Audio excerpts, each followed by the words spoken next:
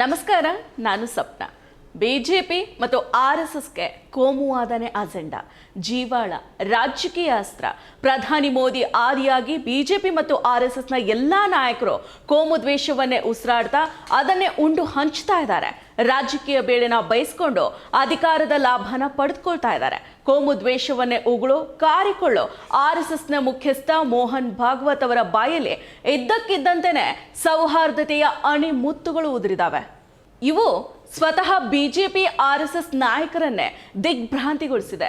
ಈ ಬಗ್ಗೆ ಸಂಪೂರ್ಣವಾದ ಮಾಹಿತಿಯನ್ನ ಇವತ್ತಿನ ಈ ವಿಡಿಯೋದಲ್ಲಿ ತಿಳಿಸ್ಕೊಡ್ತೀನಿ. ಅದಕ್ಕೂ ಮೊದಲು ನೀವಿನ್ನು ನಮ್ಮ ಈ ದಿನ ಯೂಟ್ಯೂಬ್ ಚಾನಲ್ಗೆ ಸಬ್ಸ್ಕ್ರೈಬ್ ಆಗಿಲ್ವಾದ್ರೆ ಕೂಡಲೇ ಸಬ್ಸ್ಕ್ರೈಬ್ ಆಗಿ ನಮ್ಮ ಪ್ರತಿ ವಿಡಿಯೋಗಳ ನೋಟಿಫಿಕೇಶನ್ಗಾಗಿ ಪಕ್ಕದಲ್ಲೇ ಇರೋ ಬೆಲ್ ಬಟನ್ ಅನ್ನ ಕ್ಲಿಕ್ ಮಾಡಿ. ಕಳೆದ ಸೋಮವಾರ ಮಹಾರಾಷ್ಟ್ರದ ಅಮರಾವತಿಯಲ್ಲಿ ನಡೆದ ಮಹಾನುಭಾವ ಆಶ್ರಮದ ಶತಮಾನೋತ್ಸವ ಕಾರ್ಯಕ್ರಮದಲ್ಲಿ ಮಾತನಾಡಿದ ಭಾಗವತ್ ಅವರು, ಧರ್ಮದ ಸರಿಯಾದ ಅರ್ಥ ಗೊತ್ತಿಲ್ಲದ ಕಾರಣದಿಂದಾಗಿನೇ ಇಂದು ವಿಶ್ವದಲ್ಲಿ ಧರ್ಮದ ಹೆಸರಿನಲ್ಲಿ ಕಿರುಕುಳ ಮತ್ತು ದೌರ್ಜನ್ಯದ ಘಟನೆಗಳು ನಡೀತಾ ಇದ್ದಾವೆ. ಧರ್ಮ ಅತ್ಯಂತ ಮಹತ್ವವಾದುದು ಮತ್ತು ಅದನ್ನು ಸರಿಯಾದ ರೀತಿಯಲ್ಲಿ ಹೇಳ್ಕೊಡೋ ಅಗತ್ಯ ಇದೆ. ಇಲ್ಲದಿದ್ದಲ್ಲಿ ಧರ್ಮದ ಕುರಿತು ಪರಿಪೂರ್ಣವಲ್ಲದ ಜ್ಞಾನ ನಮ್ಮನ್ನ ಅಧರ್ಮದ ಕಡೆಗೆ ಕೊಂಡೊಯ್ಯುತ್ತೆ. ಧರ್ಮ ಎಂದೆಂದಿಗೂ ಇದ್ದೇ ಇರುತ್ತೆ ಮತ್ತು ಎಲ್ಲವೂ ಅದರಂತೆಯೇ ನಡೆಯುತ್ತೆ. ಧರ್ಮದ ನಡವಳಿಕೆನೆ ಧರ್ಮವನ್ನ ಕಾಪಾಡುತ್ತೆ ಅಂತ ಹೇಳಿ ಅಬ್ಬರಿಸಿ ಬೊಬ್ಬಿರ್ತಿದ್ದಾರೆ. ಅವರ ಈ ಹೇಳಿಕೆಯ ಹಿಂದೆ ನಾನಾ ಕಾರಣಗಳಿದಾವೆ ಅಂತ ಹೇಳಲಾಗ್ತಾ ಇದೆ. ಅದರಲ್ಲಿ ಅವರಿಗೆ ಪ್ರಧಾನಿ ಮೋದಿ ಮತ್ತು ಅಮಿತ್ ಶಾ ಮೇಲಿನ ಅಸಮಾಧಾನ ಪ್ರಮುಖ ಕಾರಣ. ಮೋದಿ ಅಮಿತ್ ಶಾ ವಿರುದ್ಧದ ಅಸಹನೆ ವ್ಯಕ್ತಪಡಿಸೋದಕ್ಕಾಗಿನೇ ಇಂತಹ ಹೇಳಿಕೆಗಳು ಭಾಗವತ್ ಅವರ ಬಾಯಿಂದ ಹೊರ ಬರ್ತಾ ಇದ್ದಾವೆ ಅನ್ನೋ ಅಭಿಪ್ರಾಯಗಳಿದಾವೆ. ಅದೇನೇ ಇರಲಿ, ಭಾಗವತ್ ಅವರು ತಮ್ಮ ಸಂಘ ಪರಿವಾರದ ಸುದೀರ್ಘ ಜೀವನದಲ್ಲಿ ಮೊದಲ ಬಾರಿಗೆ ಕೋಮು ಸೌಹಾರ್ದತೆಯ ಅಗತ್ಯಗಳ ಬಗ್ಗೆ ಮಾತನಾಡಿದ್ದಾರೆ. ಎಲ್ಲವನ್ನ ಒಳಗೊಳ್ಬೇಕು ಅಂತ ಹೇಳಿದ್ದಾರೆ. ಸಮೃದ್ಧವಾದ ಭಾರತದಲ್ಲಿ ಬದುಕೋದಕ್ಕೆ ಬಯಸೋ ಪ್ರತಿಯೊಬ್ಬರ ಕೈಗಳನ್ನ ಹಿಡಿದು ಪ್ರಯಾಣಿಸಬೇಕು ಅನ್ನೋ ಮಾತುಗಳನ್ನ ಆಡಿದ್ದಾರೆ. ಇದು ಪ್ರಸ್ತುತ ಕೋಮು ದ್ವೇಷವೇ ಹೊತ್ತಿ ಉರಿತಾ ಇರೋ, ಪರಸ್ಪರರನ್ನ ದ್ವೇಷಿಸ್ತಾ ಇರೋ ಸಂದರ್ಭದಲ್ಲಿ ಭಾಗವತ್ ಸೌಹಾರ್ದತೆಯ ಬಗ್ಗೆ ಮಾತನಾಡಿದ್ದಾರೆ. ಹಾಗನ್ ಮಾತ್ರಕ್ಕೆ ಭಾಗವತ್ ಆಗ್ಲಿ, ಆರ್ಎಸ್ಎಸ್ ಆಗ್ಲಿ, ಬಿಜೆಪಿ ಆಗ್ಲಿ ಇನ್ನು ಮುಂದೆ ಕೋಮು ದ್ವೇಷ, ಕೋಮು ಹಿಂಸೆಯನ್ನ ಪ್ರಚೋದನೆ ಮಾಡೋದಿಲ್ಲ. ಮುಸ್ಲಿಂ ಕ್ರಿಶ್ಚಿಯನ್ನರ ವಿರುದ್ಧ ದ್ವೇಷದ ಜಾಲೆಯನ್ನ ಉಗುಳೋದಿಲ್ಲ ಅಂತೇನೂ ಇಲ್ಲ. ಸದ್ಯಕ್ಕೆ ಅವರ ಹೇಳಿಕೆ ಸಂಘ ಪರಿವಾರದ ಭಕ್ತರಲ್ಲಿ ಗೊಂದಲವನ್ನಂತೂ ಹುಟ್ಟುಹಾಕಿದೆ. ಭಾರತ ಬಹುತ್ವದ ನಾಡು, ಬಹು ಜನಾಂಗ, ಧರ್ಮ, ಸಮುದಾಯಗಳು ನೆಲೆಸಿರೋ ರಾಷ್ಟ್ರ. ಬಹುತೇಕ ಜಗತ್ತಿನ ಎಲ್ಲ ಧಾರ್ಮಿಕ ಸಮುದಾಯಗಳು ಭಾರತದಲ್ಲಿ ನೆಲೆಸಿದಾವೆ. ಆದರೆ ಆ ಎಲ್ಲ ಸಮುದಾಯಗಳ ಮೇಲೆ ಆರ್ಎಸ್ಎಸ್ ಬಿಜೆಪಿಯ ಕೋಮು ರಾಜಕಾರಣದ ಕಾರಣದಿಂದಾಗಿ ಹಿಂದುತ್ವ ದ್ವೇಷ ಸವಾರಿ ಮಾಡ್ತಾ ಇದೆ. ಅಯೋಧ್ಯೆಯಲ್ಲಿ ರಾಮ ಮಂದಿರ ನಿರ್ಮಾಣಕ್ಕೆ ಸುಪ್ರೀಂ ಕೋರ್ಟ್ ಅನುಮತಿಯನ್ನ ನೀಡಿ ತೀರ್ಪನ್ನ ನೀಡಿದ ಬಳಿಕ ಅಯೋಧ್ಯೆಯಲ್ಲಿ ರಾಮ ಮಂದಿರ ತಲೆ ಎತ್ತಿದ ನಂತರ ಕಾಶಿ, ಮಥುರಾ, ಸಂಭಲ್, ಶ್ರೀರಂಗಪಟ್ಟಣ ಸೇರಿದಂತೆ ದೇಶದ ಪ್ರತಿ ಮಸೀದಿಯಲ್ಲೂ ಕೂಡ ದೇವರ ವಿಗ್ರಹಗಳು, ದೇವಾಲಯಗಳನ್ನು ಹೂಡುವ ಮಸೀದಿಗಳನ್ನ ವಿವಾದದ ಸ್ಥಳಗಳನ್ನಾಗಿಸೋ ಕುತಂತ್ರ ಹುನ್ನಾರಗಳು ನಡೀತಾ ಇದ್ದಾವೆ. ಇಂತಹ ಸಮಯದಲ್ಲಿನೇ ಭಾಗವತ್ ಅವರು ಪ್ರತಿ ಮಸೀದಿಯಲ್ಲೂ ಶಿವಲಿಂಗವನ್ನ ಹುಡುಕೋ ಅಗತ್ಯ ಇಲ್ಲ ಅಂತ ಪ್ರತಿಪಾದಿಸಿದ್ದಾರೆ, ಸಲಹೆಯನ್ನ ನೀಡಿದ್ದಾರೆ. ಅವರ ಹೇಳಿಕೆ ಮಹತ್ವದಾಗಿದೆ. ಅಂದಹಾಗೆ ಜಾತ್ಯತೀತ ಭಾರತದ ಪ್ರಧಾನಮಂತ್ರಿ ಮೋದಿಯಿಂದ ಅಯೋಧ್ಯೆಯಲ್ಲಿ ಹಿಂದೂ ದೇವಾಲಯದ ಶಂಕುಸ್ಥಾಪನೆ ಮಾಡಿಸಿ ಅದೇ ಪ್ರಧಾನಿಯಿಂದ ಅದೇ ದೇವಾಲಯವನ್ನ ಉದ್ಘಾಟನೆ ಮಾಡಿಸಿದ್ದು ಕೂಡ ಇದೇ ಮೋಹನ್ ಭಾಗವತ್ ಅವರು. ಅಲ್ಲದೆ ಸಂಸತ್ನ ಹೊಸ ಕಟ್ಟಡವನ್ನ ಸಾರ್ವರ್ಕರ್ ಅವರ ಜನ್ಮದಿನ ಅಂದರೆ ಮೇ 28ರಂದು ಧಾರ್ಮಿಕ ಶ್ಲೋಕಗಳ ಪಠಣದೊಂದಿಗೆ ಉದ್ಘಾಟನೆ ಮಾಡುವಂತೆ ಮಾಡಿದ್ದು ಕೂಡ ಇದೇ ಭಾಗವತ್ ಅವರು.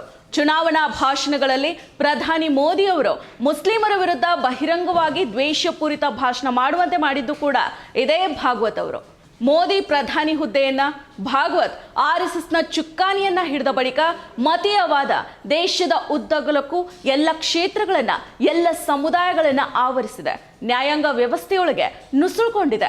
ಇತ್ತೀಚೆಗೆ ನಿವೃತ್ತರಾದ ಸುಪ್ರೀಂ ಕೋರ್ಟ್ನ ಮುಖ್ಯ ನ್ಯಾಯಮೂರ್ತಿ DY ಚಂದ್ರಚೂಡ ಅವರು, ನಾನು ಅಯೋಧ್ಯೆ ತೀರ್ಪು ನೀಡೋ ಮುನ್ನ ದೇವರ ಮುಂದೆ ಗಂಟೆಗಳ ಕಾಲ ಕುಳಿತು ದೇವರ ಆಜ್ಞೆ ಪಡೆದಿದೆ ಅಂತ ಹೇಳ್ಕೊಂಡಿದ್ದಾರೆ. ಇನ್ನು ಅಲಹಾಬಾದ್ನ ಹೈಕೋರ್ಟ್ನ ನ್ಯಾಯಮೂರ್ತಿ ಶೇಖರ್ ಕುಮಾರ್ ಯಾದವ್ ಅವರು ಆರ್ಎಸ್ಎಸ್ನ ಸಭೆಯೊಂದರಲ್ಲಿ ಭಾಗಿಯಾಗಿ ಬಹುಸಂಖ್ಯಾತರ ಇಚ್ಛೆಗೆ ಅನುಗುಣವಾಗಿ ದೇಶದ ಕಾನೂನುಗಳು ನಡೀತಾವೆ, ಏಕರೂಪ ನಾಗರಿಕ ಸಂಹಿತೆ ಜಾರಿಗೆ ಬರಲಿದೆ ಅಂತ ಹೇಳಿದ್ದಾರೆ. ಪೊಲೀಸರು ಸೇರಿದಂತೆ ಕಾರ್ಯಾಂಗದ ಭಾಗವಾಗಿರೋ ಅಧಿಕಾರಿಗಳು ಬಿಜೆಪಿ ಆರ್ಎಸ್ಎಸ್ನ ಕೈಗೊಂಬೆಗಳಾಗಿದ್ದಾರೆ. ದ್ವೇಷವನ್ನ ಕಾರ್ತಾ ಇದ್ದಾರೆ. ಪೊಲೀಸರ ಸಮ್ಮುಖದಲ್ಲೇನೆ ಮುಸ್ಲಿಂ ಕ್ರೈಸ್ತರ ಮೇಲೆ ದೌರ್ಜನ್ಯಗಳು ನಡೀತಾ ಇದ್ದಾವೆ.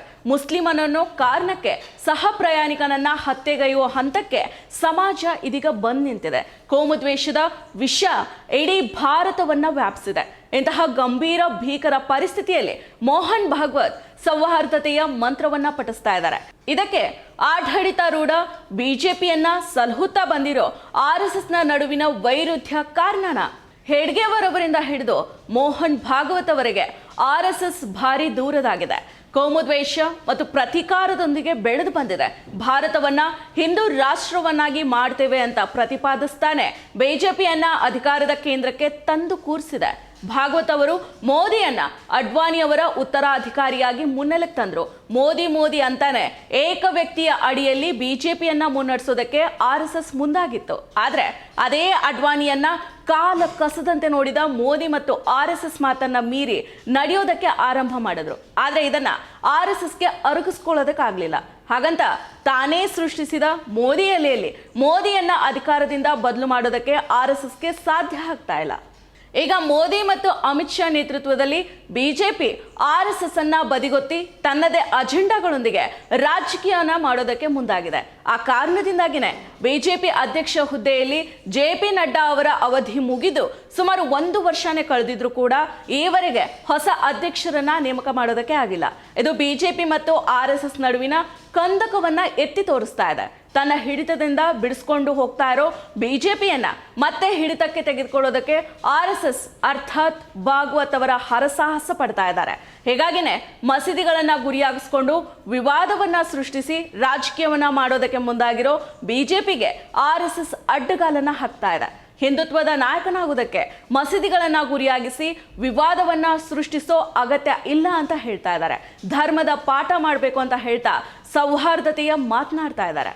ಬಹುಶಃ ಈ ಹೇಳಿಕೆಗಳು ಭಾಗವತ್ ಅವರಿಗೆ ಕೆಲವು ಲಾಭವನ್ನ ನೀಡಬಹುದು. ಸದ್ಯಕ್ಕೆ ಯಾವುದೇ ಮಸೀದಿಗಳ ಸಮೀಕ್ಷೆಗೆ ಅವಕಾಶ ನೀಡಬಾರದು ಅಂತ ವಿಚಾರಣೆ ನ್ಯಾಯಾಲಯಗಳಿಗೆ ಸುಪ್ರೀಂ ಕೋರ್ಟ್ ತಾಕೀತನ್ನ ಮಾಡಿದೆ.